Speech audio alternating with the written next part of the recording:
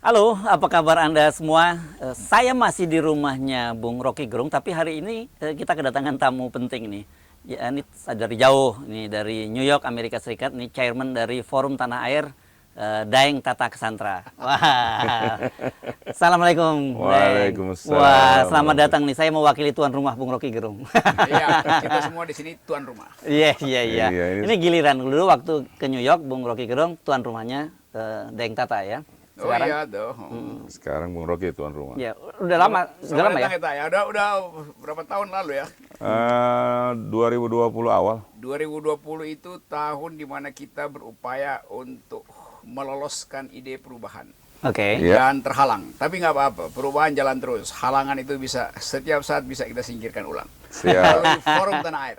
Oke. Jadi Tata dulu berinisiatif untuk mengumpulkan pikiran di dua benua lintas Atlantik, Amerika dan Eropa, kemudian berkembang ke Timur Tengah, ke Australia dengan nama Forum Tanah Air. Asia, jadi 5 benua sekarang ya. Sekarang 5 benua. Jadi Tata itu presiden di 5 benua. Presiden pikiran alternatif. Lebih berkuasa dong dari presiden. Akal sehat? Enggak. Enggak, kalau akal sehat seluruh dunia juga. Seluruh Enggak, dunia. presiden di negeri Ya, Wakanda. Di Wakanda. Wakanda. Itu nggak kehitung dah. Iya, iya, iya. Nggak kehitung. Nggak direken kalau orang Betawi bilang. Iya, iya, iya. Enak juga kita ngobrol nih Hersu dan Tata. Iya, Buat iya. sedikit refleksi aja. Mhm. Bagaimana cara kita memelihara semangat ini, terutama di luar. Kalau kita di sini di Ah. Jakarta itu hidup dengan isu dari hari ke hari. Tapi Oke. orang yang agak jauh dia bikin refleksi itu. Iya, iya, Dan iya. refleksi itu kadang-kala memang menyesakkan itu. Mhm, Itu pentingnya Tata kasih semacam ide baru lah. Ya, ya. Apa yang bisa kita bantu dari dalam keluar. Kalau kita lagi di New York, kita tanya apa yang kalian bisa bantu. Nah sekarang terbalik, apa yang Iya. bisa bantu buat Oke. FTA. Enggak, saya cuma tanya saja gimana atmosfernya ya ketika masuk ke Indonesia itu udaranya rasanya lebih sesak atau lebih lega gitu. Hah? Ya, yang pasti begitu masuk sesak gitu. Sesak ya? Karena Soalnya ada mandatory karantin kan, karantina mandatory itu wajib. wajib. Sebenarnya sih bagus. Bagus. Bagus. Tujuannya bagus. Cuman seperti biasanya pelaksanaannya yang kurang bagus. Aha. Jadi Kurangnya apa? Udah bawa korupsi ya? Mulai dari korupsi sudah pasti. Oke. Ya. Tapi yang paling kelihatan itu, jadi setiap orang itu bisa menerjemahkan aturan itu bisa berbeda, Aha.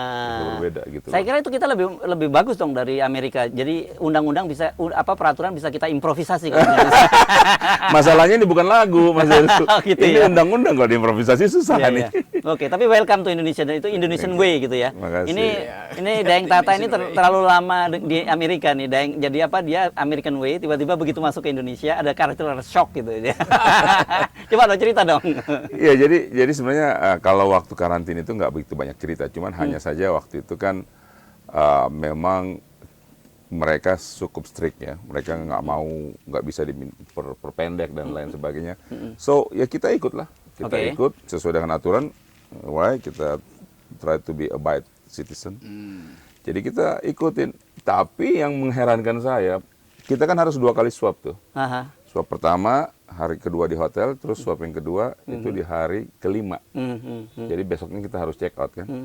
Nah waktu saya swab kedua itu di depan saya ada orang yang tidak terdaftar, ditanya sama dia punya perawatnya, Bapak punya nama nggak terdaftar? Iya, nggak. Saya memang tidak terdaftar karena saya minta dipercepat. Oh begitu ya? Oke kalau begitu saya daftar aja, nanti Bapak langsung aja ke Itu yang saya maksud tadi, udah bawa korupsi. Iya itulah. Nah saya sebagai kita lihat, wah ini benar-benar menyesalkan.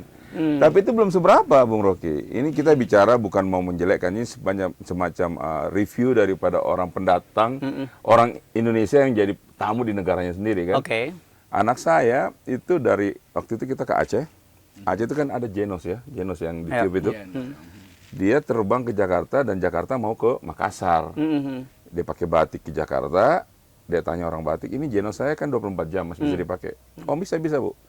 Next, dia tiba itu sore, dia berangkat lagi subuh. Pakai bukan batik tapi Citylink. Nah orang Citylink bilang, ini nggak bisa dipakai nih, Soekarno-Hatta. Terus dia bilang, loh ini kan dokumen perjalanan kan mensyaratkan bahwa ini 24 jam bisa dong.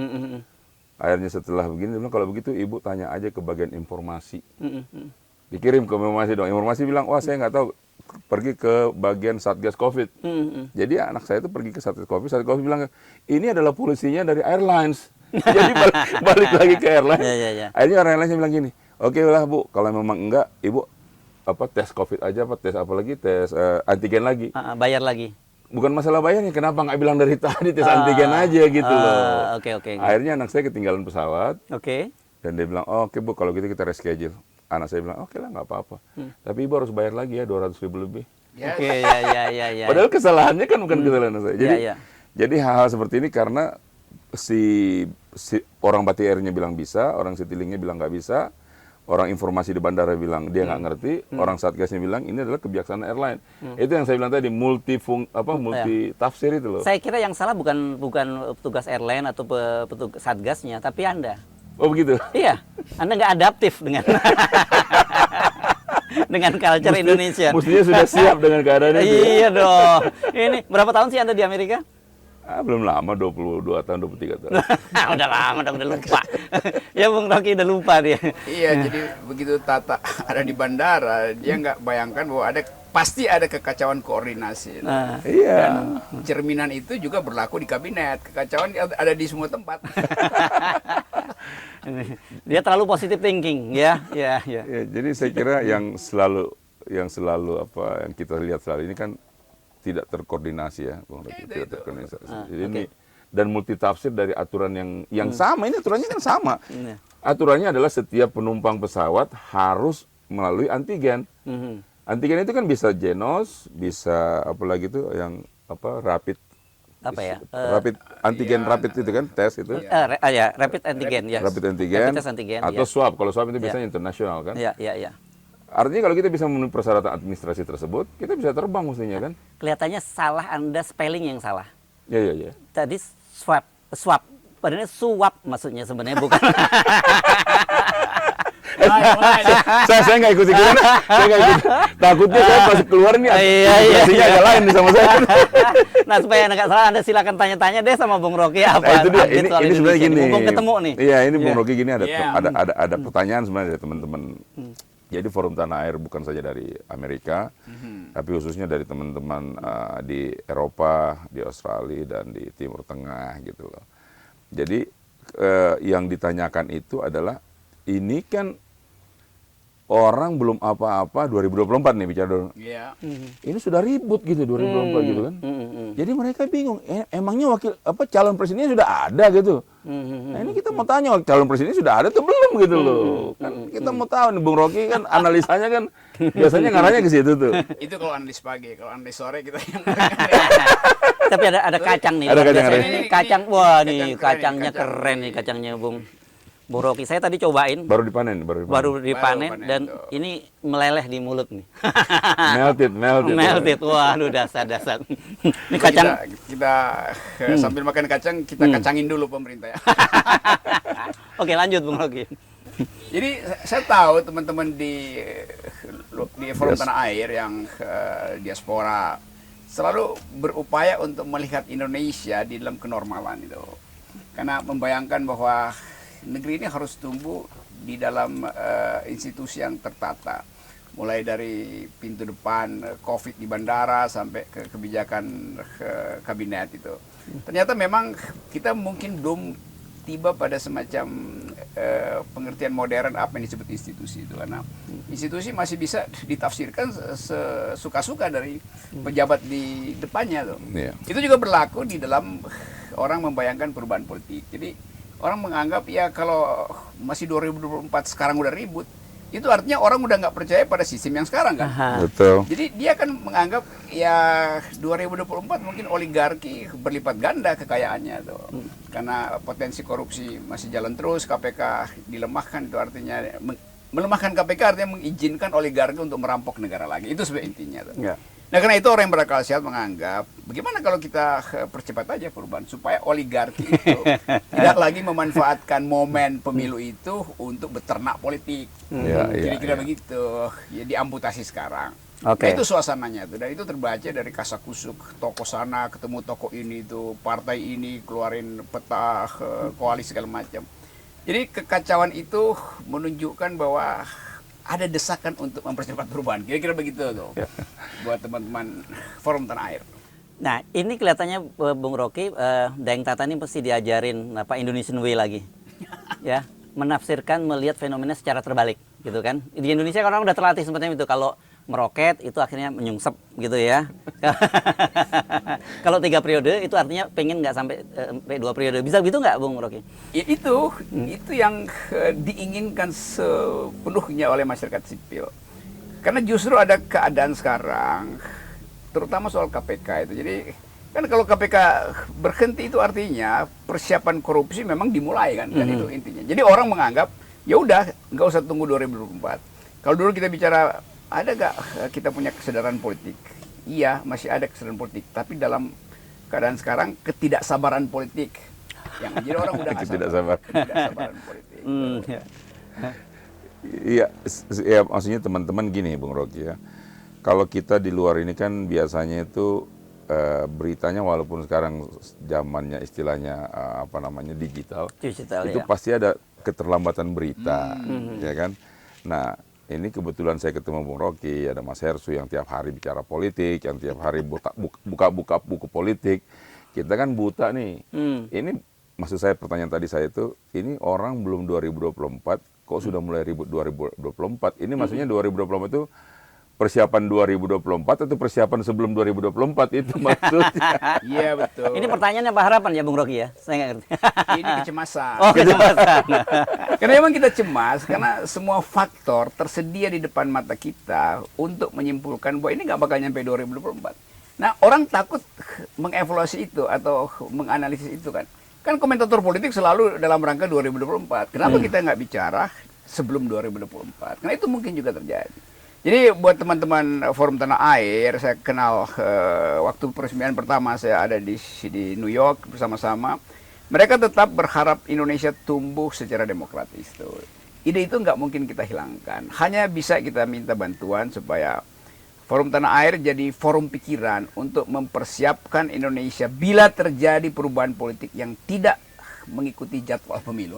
Itu intinya tuh. Tapi saya kira memang kekhawatiran teman-teman di luar juga seperti itu, Bung Rocky, Mas Hersu. Artinya biar bagaimana kan teman-teman diaspora ini kan tetap memperhatikan perkembangan Indonesia ini mau dibawa kemana. Karena to be fair, memang situasinya bukan baik-baik saja begitu. Jadi memang keadaan itu tiap hari itu adalah penurunan baik dari segala tingkatan, ekonomi, demokrasi, hak asasi manusia segala macam. Nah, makanya kan waktu teman-teman kita sempat diskusi kecil di sana, kan Bung Rocky sering tuh ngomong di Rocky Gerung Official. Ya kan? Ini apa istilahnya sebelum 2024 sudah akan terjadi apa itu apakah bisa terjadi pergantian kekuasaan gitu kan? Atau pergantian ini. Itu yang membuat teman-teman bingung. Artinya Oke, itu saya terangkan. Ya, ini apa ini persiapannya? Apakah memang karena persiapan sekarang orang kan seperti yang Bung Rocky bilang, partai politik ini ketemu partai politik ini, orang tokoh sana ke tokoh sini. Ini untuk 2024 atau memang untuk persiapan sebelum itulah masalahnya itu. Saya lihatnya begini nih, coba kalau kita lihat hal yang natural atau yang disebut natural tuh, tentu kita tunggu putaran 5 tahunan gitu kan. Itu kalau faktor-faktor ekonomi, politik, kultural itu stabil aja. Tapi yang terjadi sekarang semuanya turbulen itu kan. Nah, kan semua orang bahkan dari pejabat, Pak Mahfud sendiri, MD mengatakan ya baru sekarang korupsi itu melampaui Orde Baru tuh, dan ada di mana-mana. Jadi Mahfud MD juga tahu suasana ini kan. Itu artinya juga istana membicarakan hal yang sama. Paralel dengan masyarakat sipil di dalam maupun luar negeri menganggap bahwa keadaan sekarang itu kayak orang sebut dulu istilah hamil tua gitu. Wow. Hamil tua yang istilahnya udah 9 bulan sekian hari belum nongol-nongol juga gitu ya. Istilah tahun 66. 6566 ya. Nah, kalau saya baca misalnya semua analis menganggap termasuk surveyor Indonesia dikuasai oleh oligarki. Oke, saya lanjutkan logika mereka tuh. Bagaimana cara menghentikan oligarki itu? Oligarki akan hidup dengan memanfaatkan pelembagaan politik. Jadi melalui pemilu yang resmi itu. Jadi kalau mau hentikan oligarki, jangan tunggu pemilu. Justru pemilu itu tempat mereka beternak kan. Logikanya begitu kan. Nah itu saya ajukan dalil, kita analisis kemungkinan membatalkan oligarki dengan cara mempercepat perubahan politik. Sehingga oligarki kagok, dia belum bersiap, udah terjadi social unrest, perubahan itu, energi itu. Tapi kalau saya ngomong dengan analis politik dari UI, macam-macam universitas, LIPI segala macam, selalu cuma bilang, kan ini kita harus berpikir konstitusional. Nah kalau lu berpikir konstitusional, artinya lu kasih kesempatan oligarki untuk merencanakan politik busuk, kan begitu kan? Logikanya kan? Jadi ini orang-orang ini karena kelewat takut tadi untuk membayangkan perubahan politik di luar sistem elektoral, menganggap nanti ada kerusuhan, Tiananmen segala macam lagi. Lo bahkan perubahan politik di Indonesia nggak seperti Tiananmen. Itu waktu reformasi ya nggak ada kekerasan tuh. Memang masa kemudian mendorong perubahan. Di Filipina juga era Marcos itu sedikit. People power. People powernya berhasil itu. Lain waktu di Tiananmen. Jadi saya terangkan bahwa kalau misalnya ada kesepakatan partai politik dan elite politik untuk mempercepat perubahan politik, ya kenapa mesti tunggu 2024? Karena kita ada dalam keadaan tidak normal. Jadi ibaratnya kalau kita bisa bikin imun kita lebih cepat, kenapa mesti tunggu herd immunity 100% dalam politik kan? Herd immunity politik itu baru 2024. Padahal sebetulnya 30% udah cukup. Nah kita mesti bayangkan itu. Tapi sekali lagi ini soal desakan moral untuk menghasilkan analisis. Bukan sekedar secara teoritis, iya saya juga tahu secara teoritis konstitusional. Misalnya nih, ini tadi soal banyak betul orang sekarang mau jadi presiden. Lalu ada pikiran bahwa kalau ditanya pada analis normal, bagaimana pertandingan nanti? Ya semua orang berhak buat, karena itu konstitusi. Memang konstitusi kita bilang semua orang berhak untuk jadi presiden. Jadi presiden. Tapi dari segi kita yang berupaya menghasilkan demokrasi, kita mesti bilang tidak semua orang berhak jadi presiden, kecuali yang diizinkan oleh analis yang kritis, supaya mereka tahu diri bahwa kalau macam-macam ya dibatalkan. Kan keadaan begitu kan. Kalau diizinkan oleh FNN, oke, lanjut. Diizinkan oleh FDA, lanjut. Karena memang begitu. Kita mesti punya determinasi untuk mengatakan kita yang menguji kalian gitu. Nanti dia bilang, emang kalian parpol. Loh kalau pakai parpol yang menguji, parpol itu adalah diternakan oleh oligarki. Kita tidak diternakan. Jadi akal sehatnya mesti begitu. Tapi kita bukan istilah, ada yang saya baru baca itu, bukan Civil Society Watch ya. Nah ini coba nih. Itu ada itu yang baru tuh, Civil Society Watch. Itu juga ajaib gitu. Iya. Jadi civil society-nya yang di watch, bukan government yang di watch. Ya, gitu ya. Jadi kita di watch oleh itu teman-teman apa Cokro TV yang bikin ADR segala macam. Tapi pertanyaan dia di watch oleh siapa gitu? Who guards the guardian itu kan? Iya. Jadi otaknya udah ngaco. Dia memata-matai civil society. Mestinya dia memata-matai negara kan. Masa civil society dimata-matai itu? Iya. Itu suatu istilah yang mukanya baru banget. Lagi gitu. Indonesian way lagi saya kira. ya. Karena biasanya kan civil society yang meng-watch gitu loh. Bukan dia di-watch gitu kan. Biasanya ada parliament watch, government watch. Iya, betul. Apa namanya corruption watch. Corruption ICW ya gitu. Iya.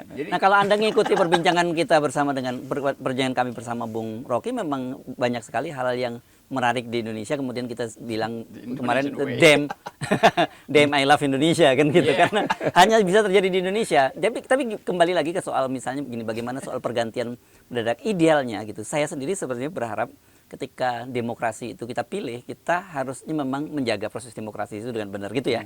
Dalam tataran idealnya. Karena kita sendiri kan punya pengalaman Indonesia itu banyak sekali pemimpin yang jatuh itu dengan cara yang tidak menyenangkan. Banyak hal kita sebut deh, mulai dari Bung Karno, Pak Harto, Gus Dur, Pak Habibie, bahkan juga semacam itu yang soft landing itu kita sebutkan cuman pada SBY dan Ibu Megawati oke lah, kalau masanya pendek sekali itu.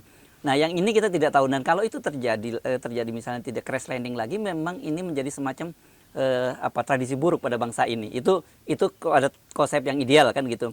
Dan kita ingin agar proses demokrasi itu berjalan. Tapi kalau saya dalam posisi begini, bagi kita media itu memberikan gambaran seperti itu. Kemudian masyarakat memilih choice seperti apa, itu silahkan pada masyarakat gitu.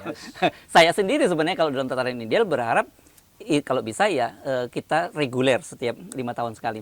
Tapi kondisinya apakah sekarang ini seluruh indikator-indikator itu menunjukkan bahwa kita bisa berjalan secara reguler. Nah itu saya kira penting, itu publik yang mesti menilai. Satu lagi tadi saya sepakat dengan Bung Rocky mengenai soal lembaga survei. Kita jujur aja udah mulai mencium-cium bau-bau yang nggak enak ini akan kembali situ, dan yang terjadi adalah nanti seorang presiden itu terpilih bukan karena kapasitas dia, gitu, sebagai dia memang layak menjadi seorang presiden hanya karena popularitas. Tapi hasil survei.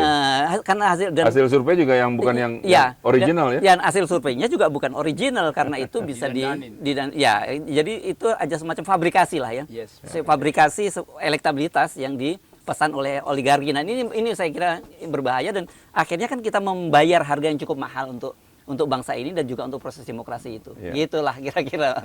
Iya, kalau kita coba mau melihat kalau kita kan demokrasi kita ini kan banyak suka atau tidak suka, kita kan banyak bercermin ke Paman Sam, ya kan? Iya, itu orientasi. Ya kan? Nah, orientasinya ke situ.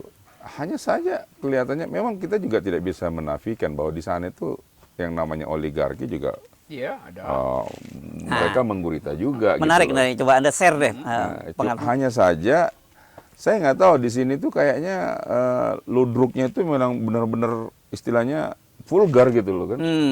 Vulgar banget gitu loh. Kalau di sana kan mereka betul-betul punya istilahnya, masih punya tata krama, punya adab, karena law enforcement-nya juga kuat kan, seperti orang memberikan bantuan dana untuk kampanye, bisa diaudit, bisa diawasi. Kalau kita kan enggak gitu loh. Nah, itulah yang maksud saya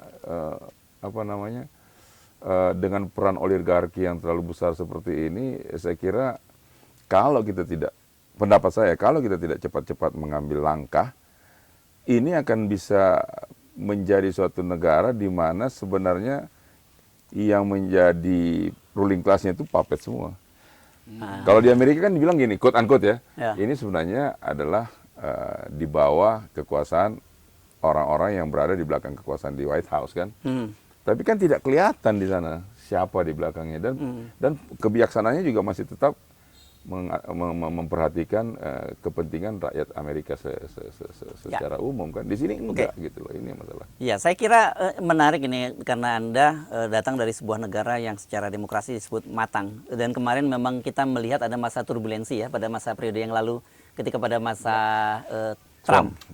Gitu. Saya nggak tahu apakah kemudian atmosfernya sekarang berubah gitu. Kalau tadi kita menggambarkan dengan udara yang menyesakkan itu, apakah sekarang masih terasa sesak atau udah mulai terasa lega di Amerika? Ya, tergantung dari mana kita ngelihatnya. Kalau melihat dari segi policy, kebijaksanaan terhadap imigran, sekarang agak lega buat imigran. Gitu, karena kalau Trump kan dia kelihatannya sangat anti globalis, dia nggak mau, dia pokoknya American first. American first itu artinya kan gitu. Citizennya. Ya, jadi pride-nya kan, American pride first gitu loh kan. Sehingga ada beberapa kalangan imigran yang datang belakangan merasa, oh, I'm not part of daripada Trump, the nation gitu ya. Dan orang-orangnya Trump merasa, oh, kamu bukan part dari Amerika karena kamu nggak build Amerika.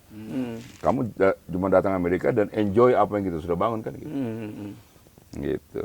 Jadi sekarang lebih inilah. Oke. Kalau saya boleh tanya, yang Anda khawatirkan teman-teman di luar negeri itu tentang Indonesia itu apa ya? Wah, ini kalau saya bisa pilih, yang paling dikhawatirkan itu soal kelangsungan dari demokrasi. Gitu. Karena kalau ekonomi itu semuanya kan bisa ada indikasinya kan, ada indikator yang kita bisa lihat gitu loh. Kalau demokrasi ini kan agak susah kita lihat. Karena contoh saja sekarang gini, kita laksakan pemilu, demokrasi kan. Pemilu itu kan adalah part of the democracy, right? Cuma sekarang pemilunya itu bagaimana, itu kan susah diukur. Kayak kemarin ada yang dibilang kecurangan, tentunya enggak curang kok. Membuktikan itu kan susah karena sudah menjadi lingkaran setan di situ kan. Gitu. Kalau itu saya kira itu yang sangat dikhawatirkan oleh teman-teman, bagaimana kelanjutan daripada demokrasi ini. Karena kita kan sudah punya pengalaman dari periode-periode sebelumnya, khususnya dari 2 periode terlama, dari Orde Lama dan Orde Baru. Memang kelihatannya demokrasi itu die gitu loh. Ya. Ada, gitu. Ini agak beda sekali ya Bung Rocky dengan di dalam negeri ya. Kalau mereka khawatir tentang kelanjutan demokrasi, ini ada yang berpikir tentang melanjutkan oligarki. Ya, normatifnya memang kita khawatir dengan kelanjutan demokrasi itu. Justru karena perilaku oligarki itu. Oke. Jadi Tata tadi betul bahwa oligarki itu ada dalam semua sistem politik gitu. Nah, bedanya pelembagaan oligarki ada di Amerika dalam bentuk lobby. Jadi Ya. kita bisa Lobbyist, proyeksikan lobbyist, gitu. ya. The lobbyist itu maunya apa gitu. Kalau di sini bukan lobby tapi kasakusuk gitu. Jadi yang bahaya oligarki itu kasakusuk karena dia cuma mau ambil gain keuntungan strategis yang jangka pendek aja tuh. Nah, karena dia berpikir nanti dia harus rubah strategi kalau presiden baru kan. Nah, itu yang jadi soal di kita sekarang tuh, membusuknya negara karena oligarki memanfaatkan institusi negara untuk merampok bagi dirinya sendiri tuh, bukan bagi policy itu. Amerika tetap kita bisa bedain itu, ini polisi ke depan soal persenjataan, Republik pasti jadi konservatif. Kalau Demokrat pasti bagian human rights-nya masih diperlihatkan. Kalau di sini nggak jelas partai apapun bisa diasuh oleh oligarki yang sama, oligarki yang sama bisa mengasuh dua partai sekaligus kan? Kan nggak ada di Amerika satu oligarki ngasuh partai Republik sama Demokrat, dia mesti berpihak gitu. Iya. Di sini satu oligarki bisa ngasuh 7 partai, kan itu gila namanya. Jadi ini keadaan paling buruk dari Ya. demokrasi. Nah, ini soal lobby ya. Itu kebetulan saya pernah riset tentang lobby di Amerika kan. Dulu Amerika lobby itu adalah bisnis kedua terbesar setelah government di Washington kan. Ya, the lobbyist. Dan saya lupa tahunnya, tetapi pernah kemudian ketika Obama dan Kane masih di Kongres, mereka membuat semacam undang-undang bipartisan, gitu ya. Undang-undang bipartisan itu kan undang-undang yang diusulkan oleh Demokrat, Dan didukung oleh Republik atau sebaliknya gitu. Yes. Mereka waktu itu mengatur tentang lobby itu. Kalau dulu kan orang jadi clear di sana kan, Anda misalnya seorang kongres atau seorang senator mewakili negara bagian apa, Anda mau terus ada kelompok lobby yang mendatangi mereka, saya mau melobi misalnya kan kepemilikan senjata, kan clear. Oke, berapa dana yang Anda sampaikan, kemudian apa dana itu digunakan untuk apa saja, itu clear. Nah, kalau di Indonesia kan enggak, kampanye aja biaya kampanye aja senipu semua, walaupun itu katanya di audit oleh akuntan independen, dan kita sama-sama tahu laporan-laporannya nggak benar, kan itu yang terjadi Bung Rocky. Jadi itu yang jadi remang-remangnya Indonesia di situ gitu. Ya, saya kira memang negara kita ini kan senang yang remang-remang ya. Ya. Karena remang-remang itu menghasilkan uang banyak. Gitu. Aha. Oh iya. Kalau terang benderang susah di. Ya. Remang-remang masih mending, ini betul-betul gelap karena transaksinya digorong-gorong. Oke. Saya kira kita nanti berharap teman-teman apakah seperti Bung Tata atau teman-teman lain diaspora Indonesia yang tergabung dalam forum tanah air di seluruh benua. Mudah-mudahan lain kali kalau pas kembali ke Indonesia itu bisa menghirup udara yang lebih segar. Padahal sebenarnya sekarang dalam situasi Covid ini katanya sih tingkat udara bersih tingkat udara Indonesia itu lebih bersih ya. Polusinya lebih bersih. Tapi ternyata politiknya lebih polluted ketimbang udaranya gitu. Tapi yang pasti di tempat Bung Rocky ini polusinya hampir dibilang tidak ada. Udara segar sekali. Oke. Cuman saya tidak tahu apakah dengan udara segar seperti ini masih terawasi atau tidak gini. Ini perlu ditanya juga ini. Ini tempat di mana semua orang tidak terhalang oleh polusi apapun. Iya. Tapi memang segar nih tempat Bung Rocky ini segar sekali. Enak, segar sekali suasana pegunungan dan saya merasa senang sekali bisa diterima sama Bung Rocky di rumah ini sama Mas Hersu yang kebetulan tadi ada acara Rocky Gerung Official. Saya datang ini co-host gitu ya. Co-host. Jadi memang menyenangkan sekali. Penataannya juga bagus. Saya membayangkan tadi waktu kebetulan saya pergi sholat ya. Bung Rocky itu punya tempat untuk orang yang mau sholat. Anda tadi lihat nggak, perhatikan ada detail tulisannya kiblat. Iya, di bawah itu. Iya kan? Kiblat. Tapi itu mungkin Anda cuma lihat itu biasa. Saya melihat Quran. Oh, Quran. Quran dan terjemahannya. Saya bilang kan dibalik begini kan, dibalik saya bilang mungkin dipajang doang nih ya kan. Banyak orang curiga jangan-jangan mualaf gitu katanya. Jadi saya penasaran dong ya, maaf ya Bung Rocky, saya penasaran, saya lancang sedikit, maksudnya kan izin dong, saya tarik gini kan, saya lihat, ini berarti dibaca nih. Qurannya ya, nggak berdebu ya. Karena ada ininya, ada dia punya keterangan setelah Surat Ar-Rahman ayat sekian, saya bilang, ini sampai detail begitu ya. Makanya saya bilang ini kalau sampai pernah dilaporkan bahwa bilang kitab suci apa tuh? Fiksi. Fiksi. Ini nggak bener Itu. nih. Ini soalnya dipelajari. Ini bukan. Kalau Wah. fiksi kan nggak dipelajari kan. Saya nggak sampai detail seperti itu. Nah, ini Saya- maksudnya saya dapat. Ini bener nih saya bilang. Jadi Dulu orang curiga ketika ada mukena juga di sini itu orang tanya-tanya siapa sih perempuannya. wajar. Oh, oke, Karena kan gitu. siapa yang nggak mungkin kan kalau Mas Heru sudah datang pakai mukena sholat kan. Berarti kan ada yang pakai nih mukenanya kan. Ternyata itu disediakan. Bukan Bung Rocky yang pakai mukena kan? Bukan, itu disediakan buat orang yang datang yang tidak bawa mukena. Oh iya. Gitu. Itu yang saya bilang dulu, kita rindu sebenarnya suasana semacam ini gitu ya. Iya. Pembelahan yang terjadi Iya, betul, ini betul. itu yang membuat kita kadang-kadang bukan hanya soal agama, perbedaan politik aja membuat kita ini saling kelihatannya saling mencurigai. Ini dikotomi ini sangat tidak sehat. Jadi saya kira mungkin kita bisa namakan rumah Bung Rocky adalah rumah Indonesia. Iya. Gitu, rumah Indonesia sesungguhnya. Rumah Bhinneka Tunggal Ika. Oke. Iya. Iya. Terima kasih banyak ya. Tata. Ya. Dan ini rumah dirancang untuk semua orang, semua umat, semua gender segala macam dan semua akal pikiran itu. Oke. Ya. Tapi tidak dirancang untuk korupsi. Oke. Oke, terima kasih. Mudah-mudahan nanti kita bisa ngobrol lagi di New York ya. Yes. Ya. Bung Rocky. Kita Baik. tunggu, kita tunggu. Oke, selamat jalan. Selamat jalan. Sampai ketemu lagi ya. Siap. Terima kasih, Bung Rocky. Teman-teman.